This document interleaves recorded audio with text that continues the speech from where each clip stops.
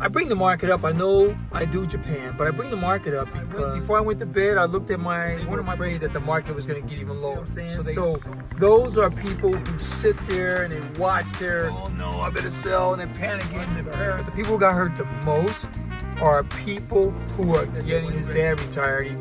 He had lost people that are getting in their 401ks or whatever they want to have, IRAs, Roth, whatever. Basically, you have these individual funds that they feel bad.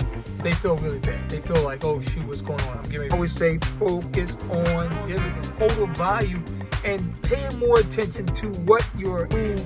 You know, like a lot of us have growth, but you can sell easier with your brokerage account, right? So they sold off with $200,000. Average it out, the market has gone up 10%. Froze these tariffs for 90 days, and I wouldn't have lost money anyway because you're not concerned about that anyway because $300 or $400 in your brokerage account and the market drops down. Don't turn around and take another $3,000 or $4,000 from somewhere, $100 depending on how many weeks in the market, right? But you're gonna panic on the up, and you're gonna end up selling periodic investments. Stick to what you're putting in there, and that way you don't have to, oh wait, I need to buy me a new refrigerator.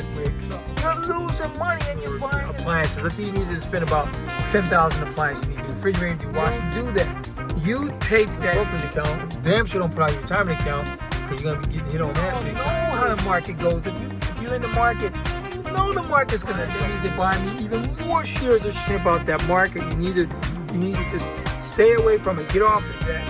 It's saving a lot of Americans a lot of hard back that you was originally thinking about selling for $1.2 million, and you put it in the market. Number one, stop worrying about the market. You're a long-term investor. If you're 90-day 10, you still got China's. So what's up, everybody? This is BSP. I'm up here in a place called Nakago, up here in Jowitsa City. This is the first time I'm up here in Nakago. I'm right outside. I forgot the name of the station. Nihonshiki Station. I think that's what it is. Oh yeah, Nihonki. There it is. It's written right there. Nihonki Station. Yeah, this is my first time up here, man. Just coming up here. I just wanted to check it out for a minute. I just picked my car up from having the inspection done on it and tire changed to, like I had to, we change our winter tires to summer tires every spring.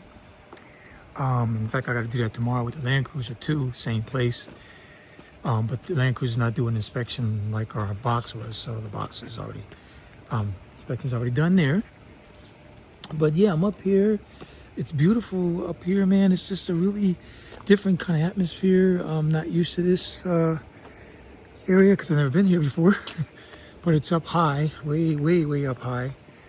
It feels a little chillier up here.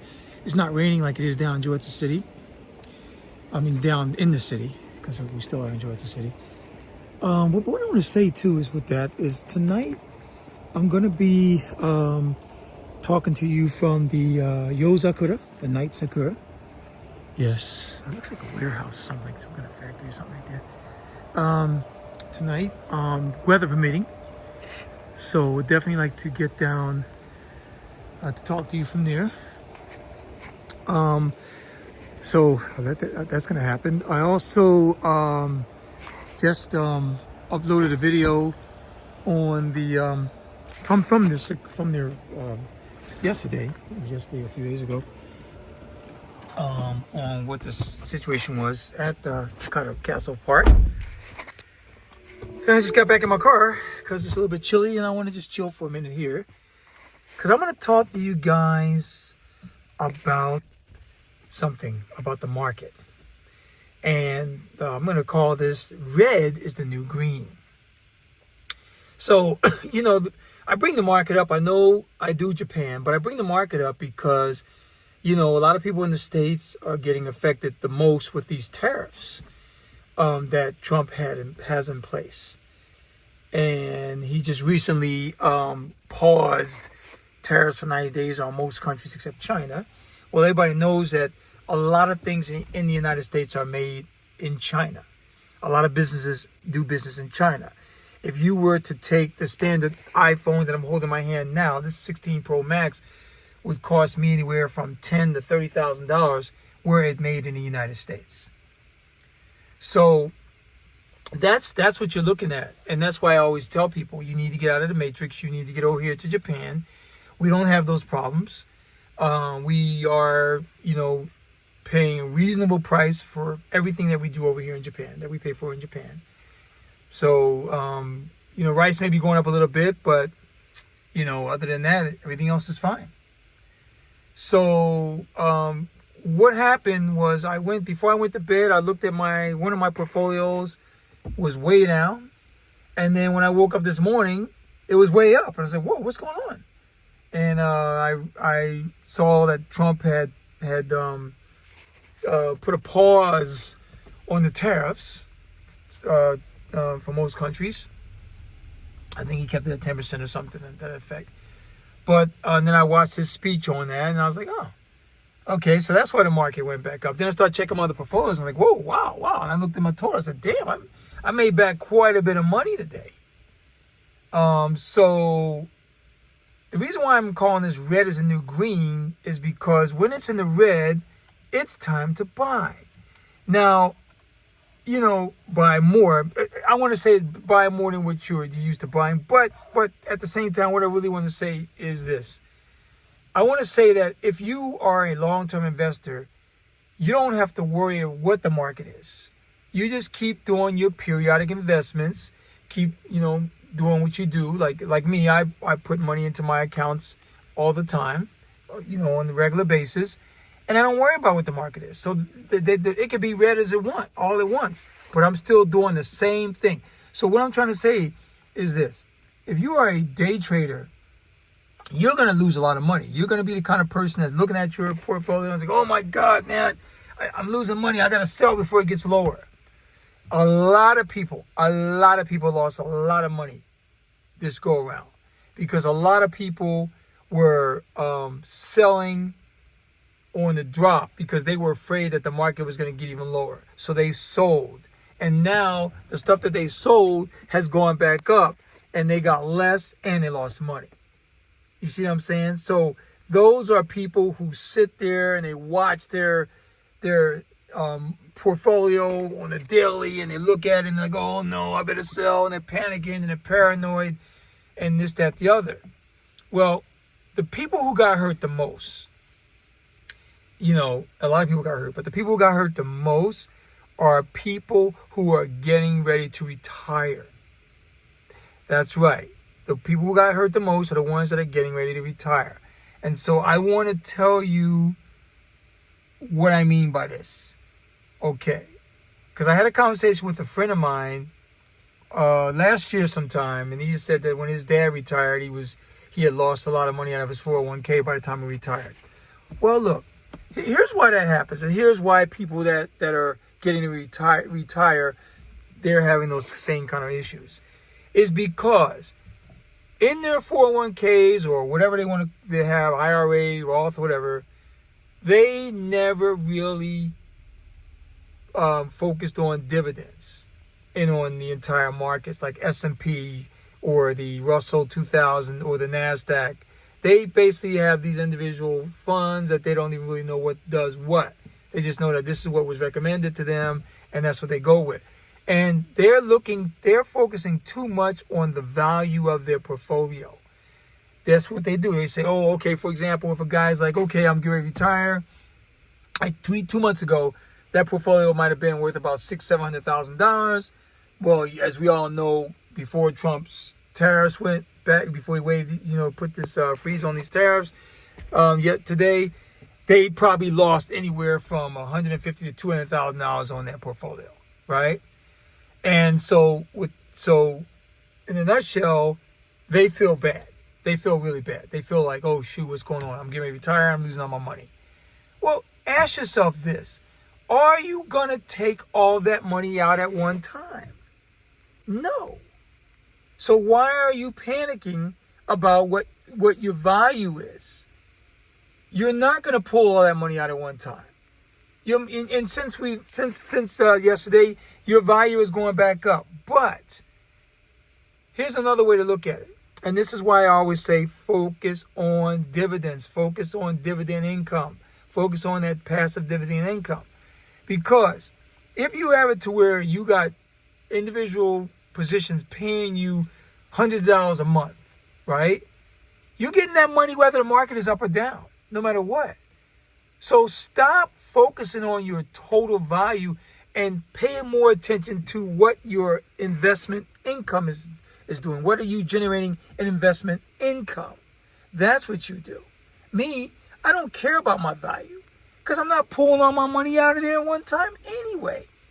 I'm not concerned about value. I just focus on what am I getting for my investment income. That's it. My dividends. What are my dividends doing for me? What are they doing for me? That's all that matters.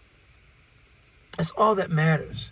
Now, though, for those of you who, like a lot of us, have regular brokerage accounts where it's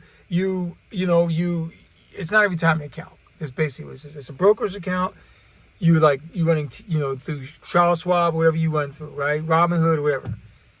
And a lot of those kind of people lost money because they were, you can freely sell when you want to sell, of course. You can freely sell your retirement stuff too if you're managing it. But you can sell easier with those brokerage accounts, right? So they sold and they lost. And I'll give you an example. Let's say that, like I said, 3 weeks ago, that portfolio that they had was about $350,000. They lost about $150,000. And then they said, I better sell before it gets too low. They sold and they got $200 out of it. But guess what? They lost $150,000. And now that money that they lost, let's say that their portfolio value was $350,000 a month ago, and they sold off with $200,000 worth of value because the market dropped considerably. And then now that same portfolio, if they hadn't touched it, is back up to say $325,000. They lost a shitload of money. A shitload of money. Because they were selling on the panic. That's what I mean by panic selling. Stop sitting there looking at this thing. Don't worry about what the market is doing. You're not going to take your money out of there, all of it anyway. You're not going to do that. The market has gone up since 1820. The market has gone up every year, on average, 10%. Yeah, you might have some bad years in there. But if you average it out, the market has gone up 10%. Trust me, I see it. I see it all the time. I see a big difference in my portfolio from 10 years ago till now. I see a huge gain. And even with the losses I've experienced, I still have a huge gain from 10 years ago. See? And now those losses I have are no more because he froze these tariffs for 90 days and I wouldn't have lost money anyway because I wasn't selling nothing. You see what I'm saying? I wasn't selling anything. And then the money that you have coming to you automatically for investments, you're not concerned about that anyway because they're paying that money to you every month anyway. See? So that's why red is the new green. When you got a brokerage account and you see the market dip, just keep putting your money. Like say, for example, if you're putting in $200, $300, $400 every 2 weeks, keep doing it. Part of the plan is sticking to the plan. Part of the plan is sticking to the plan. That's the big part of the plan, actually. The biggest part of the plan is sticking to the plan. So if you're putting $300 or $400 in your brokerage account every 2 weeks and the market is dropping, and just buy. But don't like say if you put in that $300 or $400 in the 2 weeks and the market drops down, don't turn around and take another $3,000 or $4,000 from somewhere else that you're not using for the market and dump it in there because you already have $400 to $500 or whatever, $300 to $400 every 2 weeks going in there already. Stick to that plan. The beautiful thing is that now that you're doing that, guess what? When you get that red, you're just buying more shares off of that money you're putting in there every 2 weeks. You don't bring in more money. Because when you bring in more money that you didn't have planned, guess what? You don't know how low that market's going to drop. I'll give an example. Let's say you got, like I said, you got this, let's just focus on $400. $400 every 2 weeks, right? So some months is $800, some months it'll look like $1,200 depending on how many weeks in a month, right? So let's say on average $800 a month, right?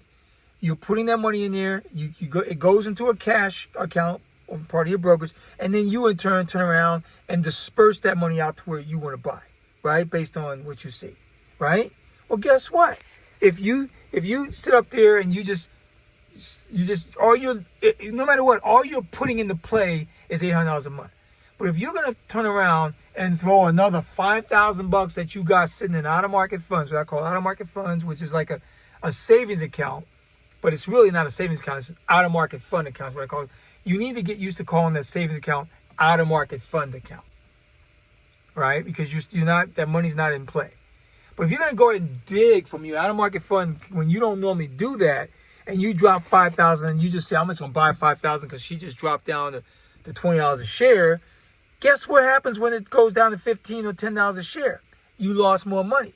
Then what's going to happen? You're going to panic on the up, and you're going to end up selling at $12 a share when you bought it at $20 a share, $5,000 worth. You see what I'm saying? So that's why you stick to what you're putting in there. I keep telling people, periodic investment.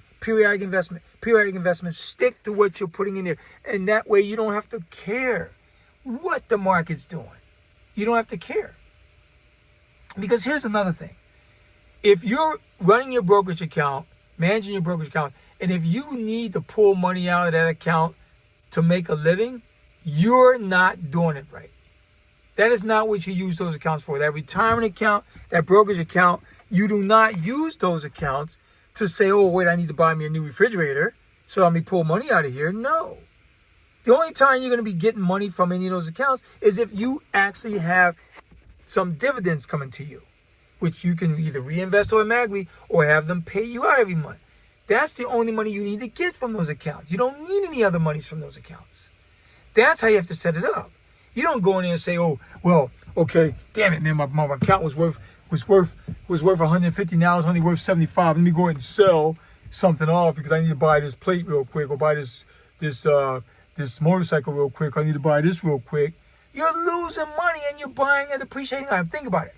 You're getting double. You're losing money twice. Okay, like I said, let's say you needed to buy, something. Like I said, let's say you needed to buy a machine or appliances. Let's say you needed to spend about $10,000 appliances. You need a new refrigerator, new washing machine, whatever the case may be, dryer, whatever the case may be, whatever the case. It's going to cost you 10 G's. You pull that money out of your losing account, and then you turn around and put that money into depreciating items. You're losing money twice. You don't do that. You take that dividend income and you use that to buy. Even if it's only paying you $300 a month, well, guess what? You're going to have to use the rest of them coin. Don't pull it out of your brokerage account. Damn sure don't pull it out of your retirement account, because you're going to be getting hit on that big time too. Pull it out of your out-of-market funds. But all I'm saying is you need to focus on how to read the market, how to stick to the plan. Part of the plan is sticking to the plan. The biggest part of the plan is sticking to the plan. You got to stick to the plan. Look, we all know how the market goes. If you're in the market, you know the market's going to drop. You know it's going to drop. It's dropped like this before. 2008, it dropped down like this before. It dropped down that before this too. Even if you weren't even in the market. I wasn't really in the market in 2008, but it dropped down. But we know the market's going to fall. We know the market's going to drop down. So why are we going to be so surprised when it drops? Why do we care when it drops? If we're long-term investors, we don't care what the market does. We really don't care what the market does. I can tell you guys, I don't give a shit what the market does. I could have woke up this morning and my portfolio could have been down to $1 each, and I wouldn't give a shit. Because I'm still getting, you see what my point is? Because I'm still getting dividend income. And my dividend income, the ones I reinvested, that means they're buying me even more shares of shit that I'm reinvesting back in, because it's cheaper now. Because it's cheaper. See? So you need to stop worrying about those things. You need to stop worrying about that market. You need to just stay away from it. Get off it. I look at my portfolio once or twice a day. Okay, I just want to make sure that everything is still right there. I'm good. And I shut it off. I'm done. I ain't got to look at it no more. I'm done. And some days I don't look at it for days. I'm done. I don't care. Because I already know that I'm periodically investing in my portfolios. I already know that. So now let me get back over to these tariffs. See, so there's a lot of things going on, guys. A lot of things going on. But what people don't realize is in America, you have a tariff and an immigration problem, because a lot of the labor that is saving a lot of Americans money is immigrant labor. Yes, immigrants do the brunt of the work in America. They do a lot of hard, back-breaking work. I'll give you an example. I'll give you a good example. When you're getting, let's say you're a house flipper, and you're the guy that goes around looking for these old houses on land, and you might spend $400,000 buying that land with the house. You're going to tear the house down, you're going to build a new house, right? Well, let's say you build a new house, and then you're expecting to sell that new house for $2 million, and your budget's about, like $1 million, whatever. Well, guess what? With immigration being cut, and with the tariffs on materials you need to buy, because homes need a lot of shit. Homes require a lot of shit. Concrete, glass, aluminum, you name it, wood, a lot of wood. Homes need a shitload of things. So the thing is this, so when, you're now worried because you're like, okay, well, shit, these immigrants are going away, so now I got to pay more money to an American, because they're going to want more, number one. And number two, I got to pay more for the materials that I'm using for my house. Like I said, the cement, the wood, all the aluminum, because Trump taxes shit out of aluminum and steel, right? All this extra shit you got to pay extra for. And so when you go around and turn around and you put that house that you was originally thinking about selling for $1.2 million, and you put it in the market because you got to incur those costs for $1.5 million because you had to pay more for it, guess what? That may not be a realistic market price, and you may not even sell the house that you just rebuilt back up. See? So that kind of shit is what I'm talking about that's happening in the States with the tariffs and the immigration crackdown. That's why you need to get out of the matrix and get over to Japan so you can enjoy yourselves over here. And you ain't got to worry about a lot of shit. That's what I want to get up here and tell you. So I want to tell you two things. Number one, stop worrying about the market. You're a long-term investor. If you're a long-term investor, just kick back, do your periodic investments, and relax. And number two, get out of the matrix as soon as you can, because those prices are going to drive you to the roof. Even though he has a 90-day temp, he still got China's ass taxed at well over 100%. So that's what's going to drive those prices up, guys. So with that all being said, this is BSP. I'm coming to you live from Nakago, Q, here in Joyce City, Japan. I'll tell you later.